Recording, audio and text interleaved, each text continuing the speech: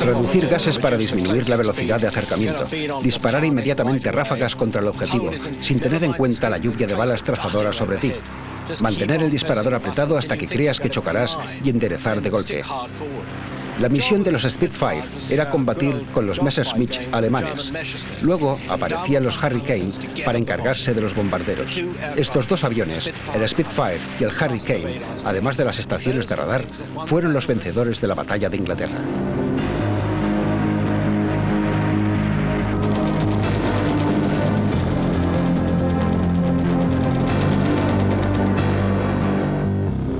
Aviones de combate.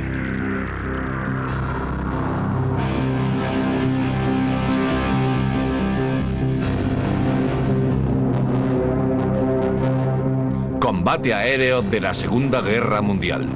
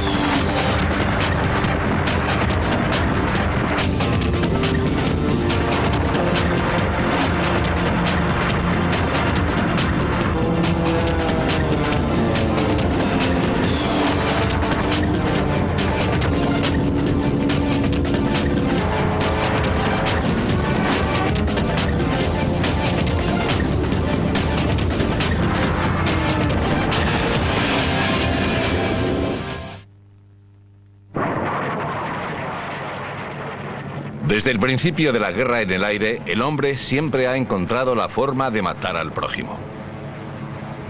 Las técnicas básicas de combate aéreo se desarrollaron y refinaron en los biplanos de exploración sobre las trincheras durante la Primera Guerra Mundial. Durante los 20 años posteriores a la Gran Guerra, el caza biplano fue el avión de combate dominante. Pero el incesante avance del progreso pronto lo convirtió en obsoleto. Las carreras de hidroaviones Schneider Trophy durante los años 20 y 30 supusieron un estímulo particular en el desarrollo de cazas. Los avances en motores de aviación y aerodinámica creados para las carreras pronto encontraron aplicación en los aviones de combate. Pero incluso a mediados de los años 30 aún dominaban los cazas y bombarderos biplanos de gran maniobrabilidad pero poco armados.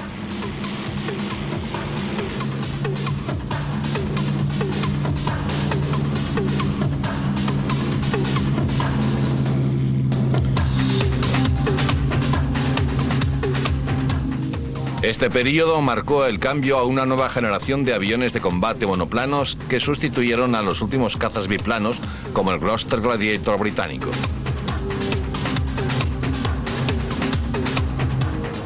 Comparados con los biplanos, el Bf-109 alemán y los Spitfire y Hurricane británicos presentaban prestaciones y potencia de fuego muy superiores.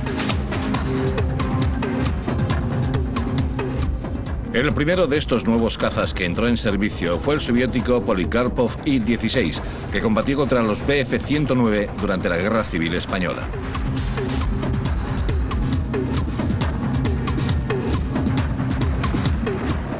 Soviéticos y alemanes desarrollaron nuevas tácticas para sacar el mejor partido posible de sus cazas.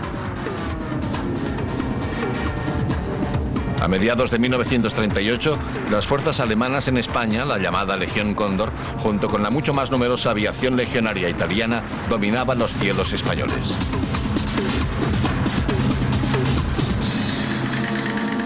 Gradualmente aparecieron versiones mejoradas del Bf-109, como el Bf-109E armado con cañones, el Emil. Las nuevas tácticas se convirtieron en básicas para los cazas modernos, lo que dio a la Luftwaffe una clara ventaja en las primeras fases de los siguientes conflictos importantes.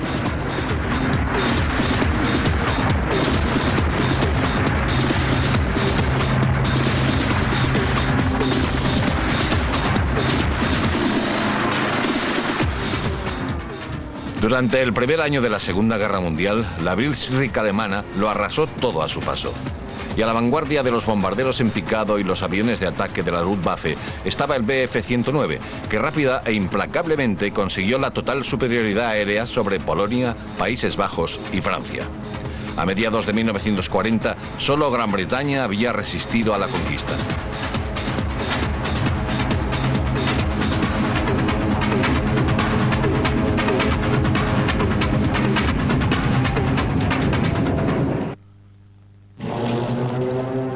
Las innovaciones a partir del avión de carreras Schneider Trophy alcanzaron su expresión definitiva en el Supermarine Spitfire.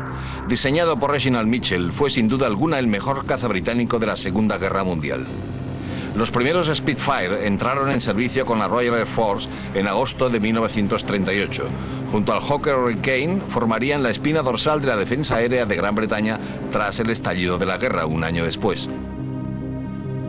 Sin lugar a dudas, el uso más gráfico y eficaz del poder de los cazas en la Segunda Guerra Mundial llegó en el verano de 1940.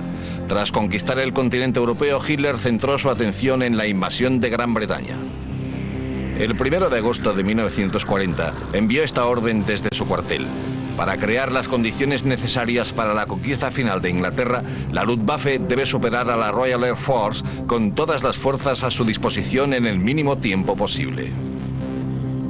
La operación Sea Loaf, León Marino, había comenzado. Hitler tenía a su disposición el poder de la Luftwaffe, con más de 2.500 aviones de combate organizados en 3 Luftflotten. Sus aviones eran los cazas, bombarderos en picado y bombarderos más modernos de Europa, algunos de ellos tripulados por pilotos que habían obtenido una valiosa experiencia en combate en España.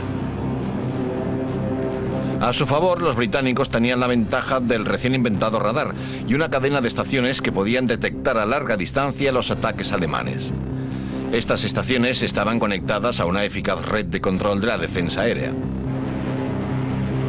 Los primeros ataques importantes destruyeron convoyes de la Royal Navy en el Canal de la Mancha. Los bombarderos en picado Stuka recibieron el apoyo de cazas de escolta de largo alcance Bf-110.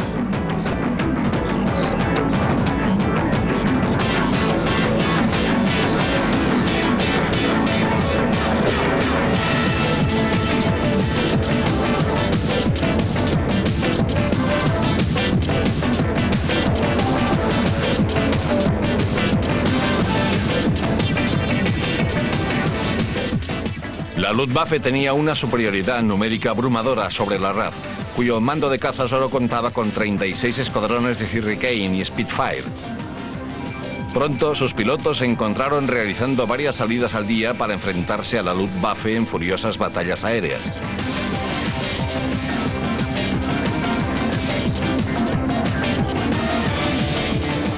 Uno de estos pilotos era el oficial de vuelo Jeffrey Quill, que se hizo famoso como jefe de pilotos de Spitfire.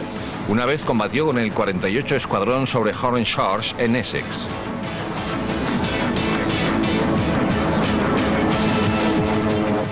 Cuando empezó la batalla, la misión del escuadrón de Spitfire era ascender, enfrentarse a la escolta de cazas alemanes y dejar pasar a los bombarderos. Podíamos ver una formación enorme de bombarderos aproximándose a 3.600 metros, pero debíamos ignorarlos. Más arriba estaban sus cazas de escolta.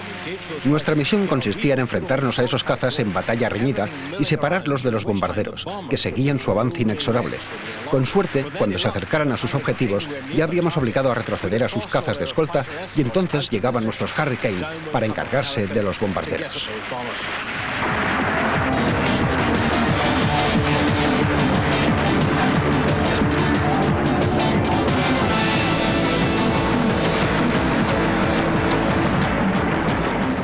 El mayor Adolf Galland lideraba una unidad de cazas 109 alemanes, el Jagdgeschwader 26. Hicimos un ataque por sorpresa desde una altitud favorable.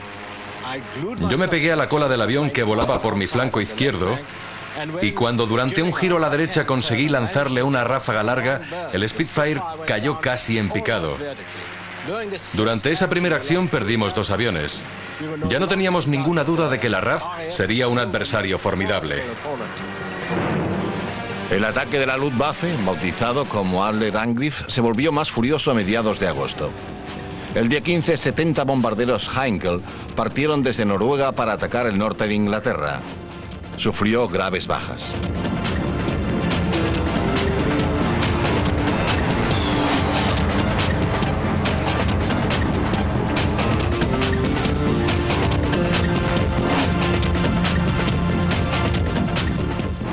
Tuvimos tiempo para dar la vuelta y atacar a los bombarderos desde abajo. Encima estaban los habituales 109 y más abajo algunos JU-87, unos 30 de cada. Yo reduje un poco la velocidad y pasé entre un grupo de Stuka. Nunca había visto tantos aviones juntos. Cuando salimos de aquella confusión, casi no podíamos ni creerlo. Allá donde miraras había aviación alemana que se acercaba oleada tras oleada. Cuando disparé, saltó la capota y el piloto salió disparado. Era grotesco.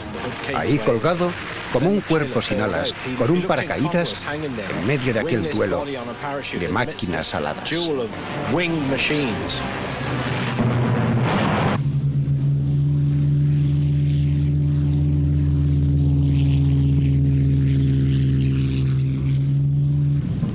He destruido a uno de ellos. Ha sido un buen espectáculo. ¿Cómo le ha ido, señor? Ha sido una fiesta fantástica. ¿Está bien? ¿Ha habido suerte? Me han alcanzado, pero he derribado a uno. Después de ese periodo particularmente intenso de combates entre el 12 y el 18 de agosto, ambos bandos pararon para lamerse las heridas. Las bajas de Stuka a manos de los cazas de la RAF habían sido especialmente graves. Hermann Göring, el comandante de la Luftwaffe, ordenó su retirada del campo de batalla y planificó sus siguientes movimientos. La RAF aprovechó la ocasión para reagrupar fuerzas. Su principal preocupación era la protección de las bases de aviación. Sir Keith Park, el comandante táctico, ordenó que los cazas atacaran a los bombarderos alemanes y evitaran combates reñidos innecesarios. Empezaba una nueva fase de la batalla de Gran Bretaña. Göring había ordenado el movimiento de más cazas Bf-109 desde Cherburgo a Pas-de-Calais. Con un radio de acción de solo 250 kilómetros, el tiempo de combate de los Bf-109 se limitaba a solo 15 o 20 minutos sobre el sur de Inglaterra.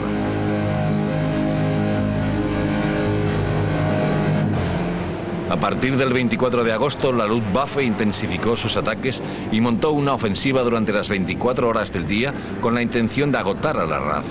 Se simularon ataques para confundir a los operadores de radar de la RAF y a los observadores que daban la alerta desde tierra.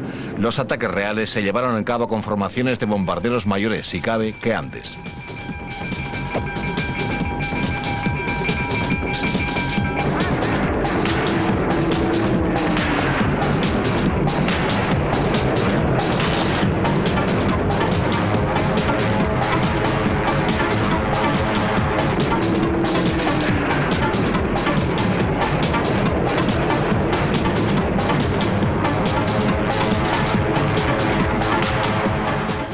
El jefe de escuadrón Peter Townsend hizo entrar nuevamente en combate al 85 Escuadrón desde su base de Denver. Cuando nos acercamos a los bombarderos, los Heinkel viraron mar adentro. Una docena de Bf-110 se cruzó para formar inmediatamente un círculo defensivo. Solo un momento después, un Bf-110 pasó torpemente ante mi proa. En su inútil intento de escapar, el aparato que me proponía destruir pareció patéticamente humano. Era un tiro fácil, demasiado fácil.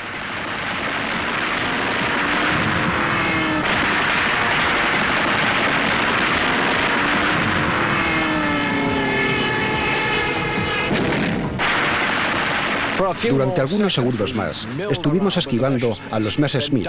Luego aparecieron unos cuantos 109. Por el rabillo del ojo, vio a uno que picaba contra mí. Viré bruscamente hacia él y eso le sorprendió. Pasó de largo y describió un amplio arco hacia la izquierda, poniéndose ante mí. Esa maniobra fue fatal. Mi Harry Kane miró fácilmente tras su cola.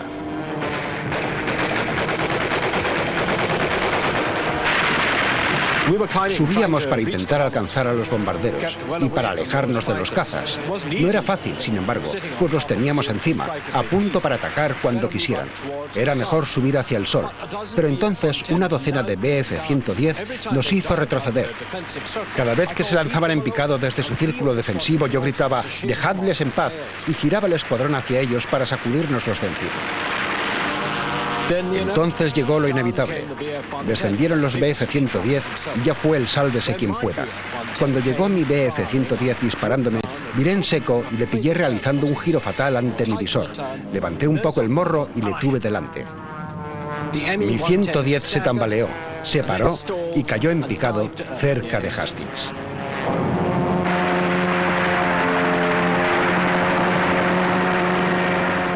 La RAF estuvo peligrosamente cerca de la derrota. Los pilotos, que tenían que realizar 5 o 6 patrullas diarias combatiendo casi todas las veces, estaban agotados. Habían 14 o 15 horas de luz al día y estábamos de servicio todo el día. Cada día perdíamos a algún compañero. En menos de 3 semanas, 17 de los 23 hombres de mi escuadrón estaban muertos o heridos. También fueron derribados 8 de nuestros aviones, aunque los compañeros resultaron ilesos, incluyéndome a mí 2 veces. A pesar del éxito de la RAF derribando bombarderos, los intensos ataques alemanes estaban surtiendo efecto. Los campos de aviación y particularmente los puestos de control habían sufrido graves daños y la rápida sucesión de ataques apenas daba tiempo a la RAF para rearmarse y repostar.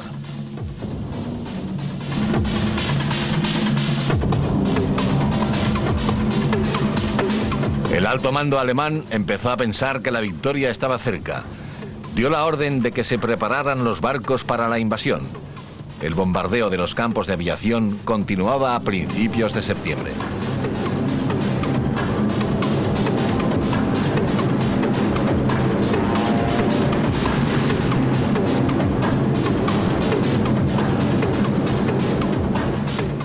Una formación de bombarderos alemanes se extendía desde Londres hasta Southend. Tenía más de 30 kilómetros de longitud y unos 500 metros de anchura. Y con la escolta de cazas más arriba, era una visión sobrecogedora. El mando de caza de la RAF tenía una peligrosa carestía de pilotos y aviones. En 2 semanas había perdido el 25% de sus hombres. Ya no podía permitirse rotaciones de escuadrones porque ya no había suficientes pilotos expertos y descansados para salir hacia el sur desde otros grupos. En 2 semanas el mando de caza había perdido 466 aparatos averiados o destruidos. Para sustituirlos había recibido solo 266 nuevos o reparados.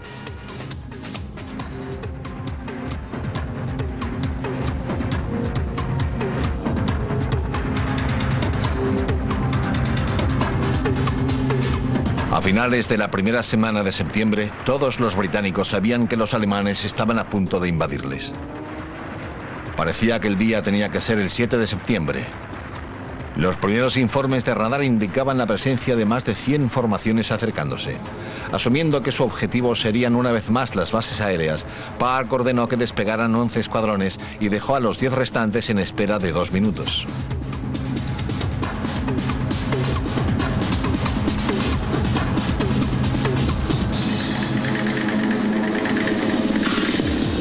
Pero a media tarde se hizo evidente que el ataque masivo se dirigía a Londres. Las víctimas civiles y los daños fueron numerosos. Se dio la alerta de invasión número 1. El ataque es inminente.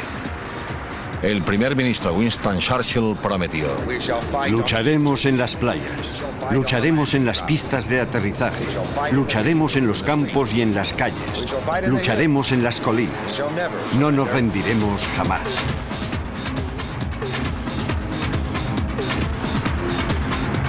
Pero Goering cometió el error fatal de pasar de largo en su ataque las bases de aviación de la RAF en Londres. Los bombardeos prosiguieron durante la noche, otra vez con numerosas víctimas civiles.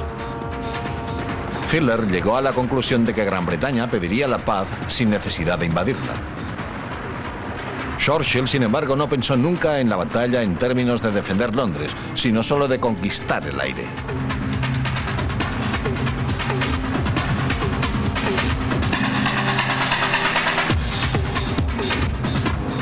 Adolf Galland escribió: Cualquier encuentro con cazas británicos exigía el máximo esfuerzo. Un día, volviendo desde Londres, divisé un escuadrón de 12 Hurricane al norte de Rochester. Les ataqué desde 700 metros de altitud más. Me lancé como una flecha entre ellos y desde distancia de fuego disparé sobre un avión de la línea posterior de la formación, haciendo saltar grandes trozos de metal del aparato. Todas las noches llegaban los bombarderos y causaban estragos en Londres, pero hubo un respiro de casi una semana para la RAF. El clímax de las batallas diurnas llegó el 15 de septiembre. Los alemanes perdieron 38 bombarderos y 24 cazas. Hitler aplazó la operación León Marino hasta nuevo aviso. Solo puedo expresar mi mayor admiración por los pilotos de cazas británicos, que a pesar de su desventaja técnica lucharon brava e infatigablemente. Sin duda salvaron a su país en un momento crucial. Goering estaba destrozado. No se podía explicar por qué las pérdidas de bombarderos no dejaban de aumentar, y yo le expliqué que a pesar de las numerosas bajas que causábamos entre los cazas enemigos, no se notificaba un descenso decisivo en su número o en su eficacia en combate. Los aliados ganaron la batalla de Inglaterra y los planes de Hitler para la invasión quedaron frustrados. Gran Bretaña sobrevivió a su momento de mayor oscuridad. Con solo unos centenares de pilotos, además del personal de apoyo, operadores de radar y controladores, habían derrotado al poderío de la Luftwaffe. Churchill resumió la deuda de su país para con sus pilotos. Nunca, en el terreno de los conflictos humanos, tantos debieron tanto a tan pocos. Eclipsando cualquier otro planteamiento estratégico de Alemania durante los 2 primeros años de la guerra, estaba la determinación de Hitler de atacar y derrotar a la Unión Soviética. Tras su derrota en la batalla de Inglaterra, ordenó una enorme ofensiva llamada en código Operación Barbarroja, que debía comenzar en junio de 1941. El frente de invasión se extendía desde el Báltico hasta el Mar Negro. A los 3 cuerpos de ejército, más de 130 divisiones y 2 millones de soldados, les apoyaban 4 Luftflotten con casi 1.700 aviones de combate. El ataque de la Blitzkrieg cogió a los soviéticos, que tenían un pacto de no agresión con los alemanes, totalmente por sorpresa. Los pocos cazas soviéticos que pudieron despegar fueron barridos del cielo por los Messerschmitt. Solo durante el primer día, la URSS admitió la pérdida de más de 1.200 aviones, en su mayoría en la superficie. Los alemanes avanzaban a gran velocidad a través del oeste de la Unión Soviética, con las fuerzas aéreas destruyéndolo todo a su paso. Los cazas de la Luftwaffe siguieron empleándose en la masacre de la aviación soviética y en el apoyo a los bombarderos. A mediados de agosto, 4 alas de cazas o Jagdgeschwader habían logrado destruir cada una más de 1.000 aviones soviéticos. La ofensiva alemana fue finalmente contenida a las puertas de Moscú. El gran ataque de Hitler había sido interrumpido por la llegada de divisiones siberianas y la del invierno, que comportó el cese de las operaciones aéreas y que los alemanes quedaran atrapados en el frío, con unas tropas mal preparadas para los rigores del crudo invierno. Este breve respiro permitió a los soviéticos reagrupar a sus fuerzas y lanzar un contraataque en diciembre de 1941. También se creaban rápidamente nuevos tipos de cazas. Los pequeños y ágiles Polikarpov fueron sustituidos por los más modernos cazas Yak, MiG y Lak.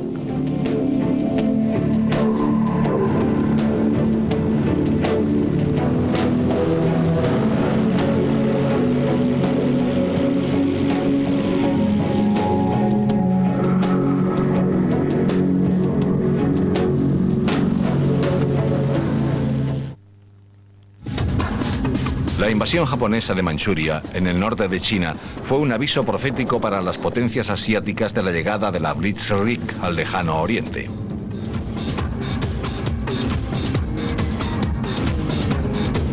Los cazas P-40 del American Volunteer Group en Birmania y China lucharon con gallardía. En 4 meses derribaron 150 aviones enemigos, pero eso solo retrasó el ataque japonés. Los P-40 pronto fueron desfasados y superados por cazas japoneses más ágiles.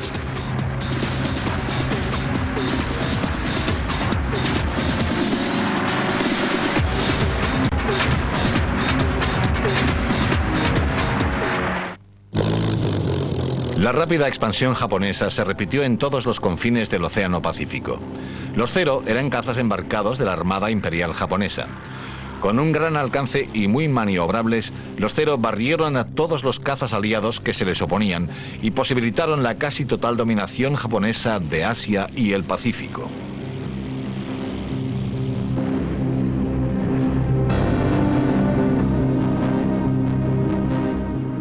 Para contrarrestar al Zero, el mejor caza naval del que disponían los aliados durante los primeros meses de guerra en el Pacífico era el rechoncho Grumman-Wildcat. Aunque no era tan ágil como el Zero, era resistente y estaba bien armado, y permitió que la US Navy sobreviviera a sus peores momentos, como las batallas de Pearl Harbor, el Mar de Coral y Midway.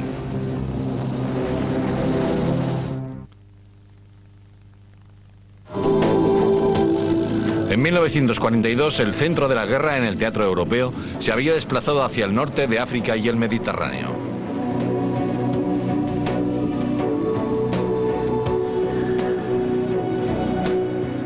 Los cazas italianos Fiat, Macchi y Reggiane combatieron a los Hurricane e incluso a los Spitfire MK5. Aunque eran maniobrables, solían tener poca potencia y su armamento era escaso. Aunque algunos pilotos, como el As Baracca, demostraron una gran habilidad, la red aeronáutica no ofrecía tanta resistencia a los aliados como los veteranos endurecidos de la Luftwaffe. Pilotando un Bf-109, Hans-Joachim Marseille abatió a 158 aviones en el teatro mediterráneo.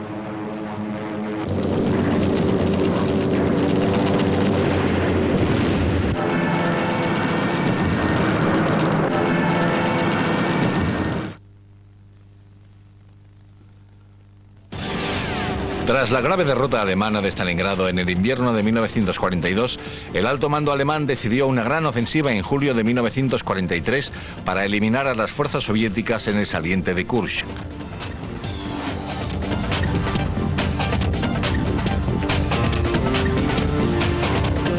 A mediados de 1943, las fuerzas aéreas soviéticas se habían reequipado con aviones de ataque y caza más modernos, como el Bell P-39 Air Cobra.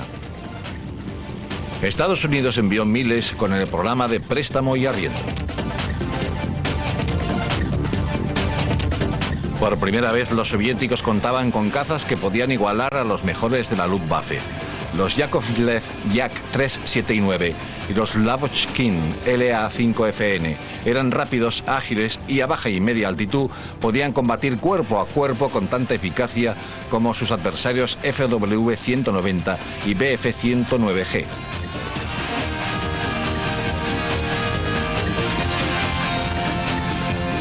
Numérica y cualitativamente, estos cazas devolvieron el control del cielo sobre el frente oriental a los soviéticos. Acorde con la filosofía soviética, eran duros, fáciles de construir y fáciles de pilotar. Podían operar en condiciones climáticas duras y volver a casa con bastantes daños de combate. El ataque inicial de los Panzer contra un número superior de carros de combate soviéticos parecía a punto de tener éxito, pero los rusos contraatacaron.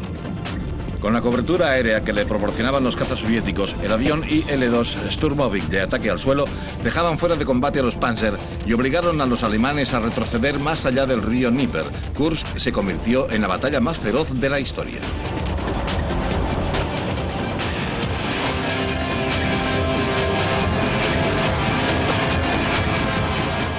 Desde entonces, los aviones soviéticos pasaron a la ofensiva.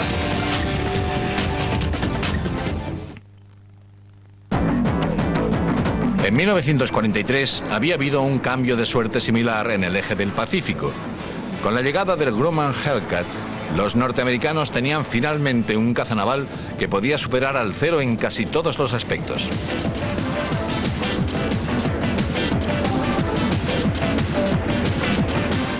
Cuando los aliados avanzaron para reconquistar el Pacífico, tuvieron lugar grandes batallas aeronavales. La protección de las unidades navales más cruciales, los portaaviones, era la misión principal. Y el Hellcat se convirtió en el caza naval de mayor éxito de la historia.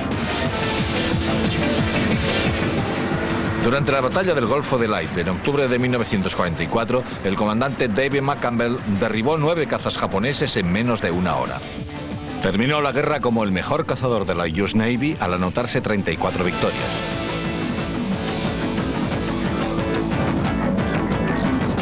La US Army Air Force tenía el bimotor P-38 Lightning, cuyo pesado armamento y excelente alcance le hicieron especialmente valioso para las operaciones sobre el mar.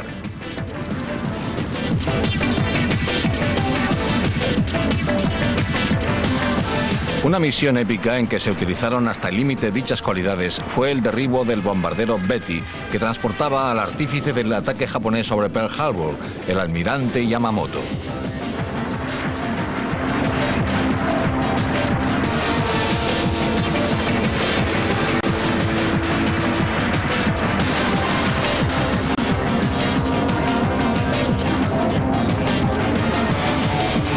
En el Teatro del Pacífico, los pilotos de Lightning destruyeron más aviones japoneses que los de cualquier otro tipo.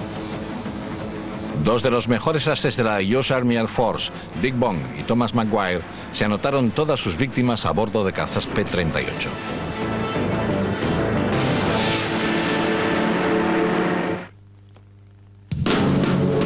El verano de 1943 vio como la octava Fuerza Aérea de Estados Unidos empezaba su ofensiva estratégica de bombardeo diurno sobre el Tercer Reich. Se pensó que la protección mutua que ofrecían los bombarderos fuertemente armados en formación cerrada sería más que suficiente. Las numerosas bajas en los primeros ataques demostraron que fue un error costoso.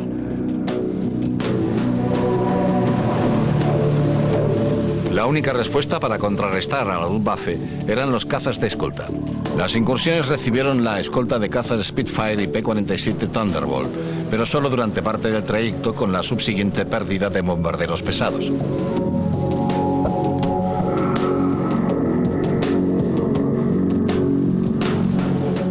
Finalmente, el empleo de tanques auxiliares y el desarrollo de técnicas de vuelo a grandes distancias posibilitó que los norteamericanos aumentaran gradualmente el radio de acción de los P-47.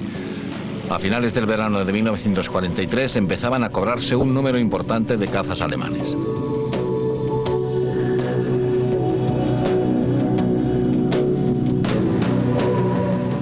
Y el verdadero caza de escolta de largo alcance llegó en la forma del P-51 Mustang.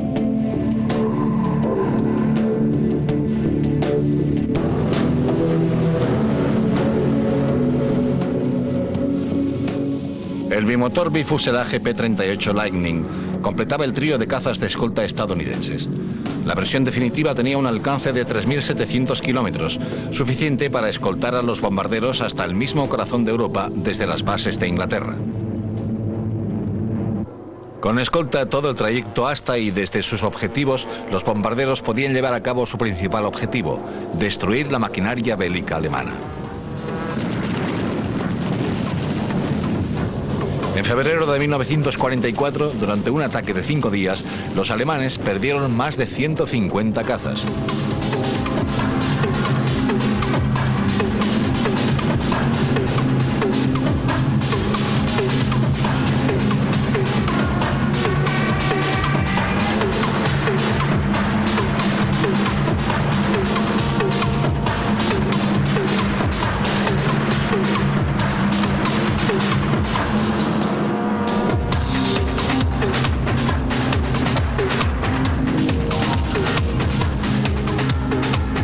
En 1944, la Luftwaffe estaba totalmente a la defensiva. El desembarco de Normandía abría un nuevo frente en Europa, y la Luftwaffe se encontró combatiendo en el este, en el oeste y en Italia.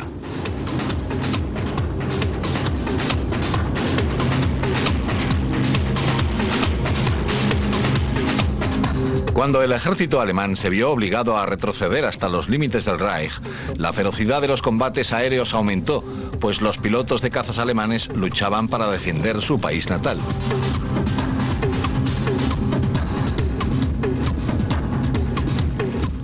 Amenazados por la escasez de combustible y los ataques de los cazas aliados contra sus campos de aviación, los alemanes todavía consiguieron oponer una resistencia encarnizada. En el frente oriental, la contraofensiva soviética ganaba fuerza. En marzo de 1944, la Jagd Verband podía poner en el aire una media de 330 cazas a lo largo de 3.000 kilómetros de frontera para cubrir la retirada del ejército alemán. Frente a ellos había unos 3.000 aviones soviéticos, de los que aproximadamente la mitad eran cazas Yak y Lavochkin de primera línea. Sorprendentemente, la Luftwaffe conservaba parte de su eficacia habitual. En marzo de 1944, dos escuadrillas de cazas, la JG-51 y la JG-54, habían abatido a un total de 7.000 aviones enemigos. Con cada bombardeo aéreo, los aliados reducían un poco más a la Luftwaffe. Además de una escasez de combustible asfixiante, los pilotos capaces de volar participaban en intensas batallas aéreas. Las bajas de pilotos expertos en combate no pueden sustituirse.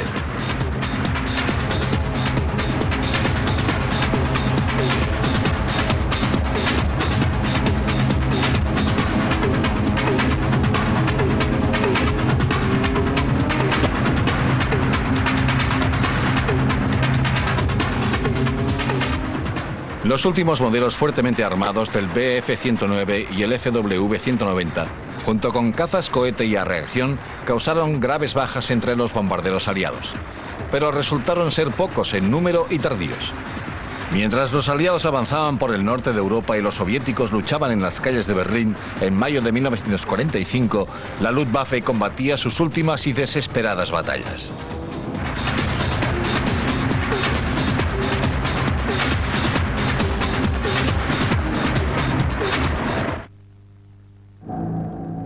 Cuando la marea de la guerra en el Pacífico se volvió inexorablemente contra los japoneses, sus pilotos fueron utilizados como kamikazes o bombarderos suicidas. El asalto de Okinawa en marzo de 1945 fue una de las mayores campañas aeronavales de la historia.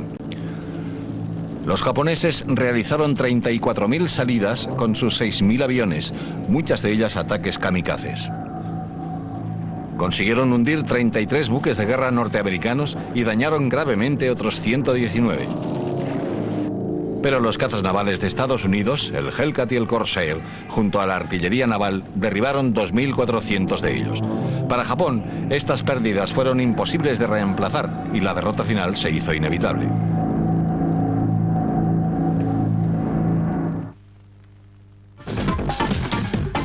Un as.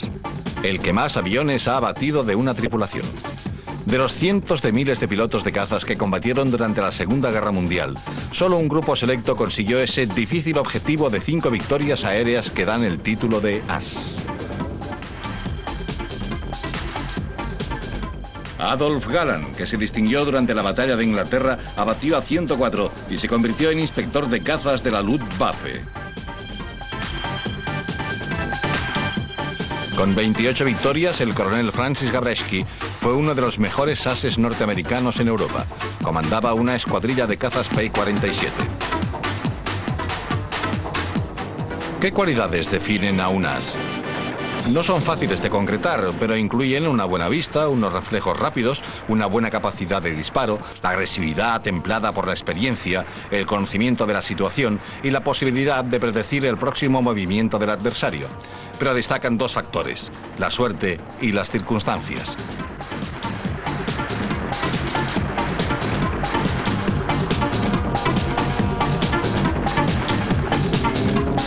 El as que más victorias ha conseguido a lo largo de la historia fue el mayor Erich Hartmann, que terminó la guerra con la increíble cifra de 352 aviones abatidos. Las batallas aéreas durante la Segunda Guerra Mundial demostraron que los cazas son el avión más importante cuando se trata de lograr la superioridad aérea.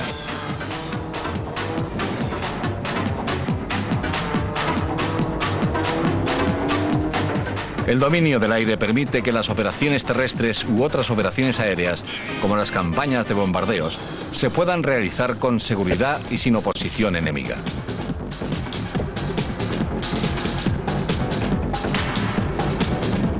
Y ese control del aire era de los cazas monoplazas tripulados por pilotos bien preparados, motivados y agresivos.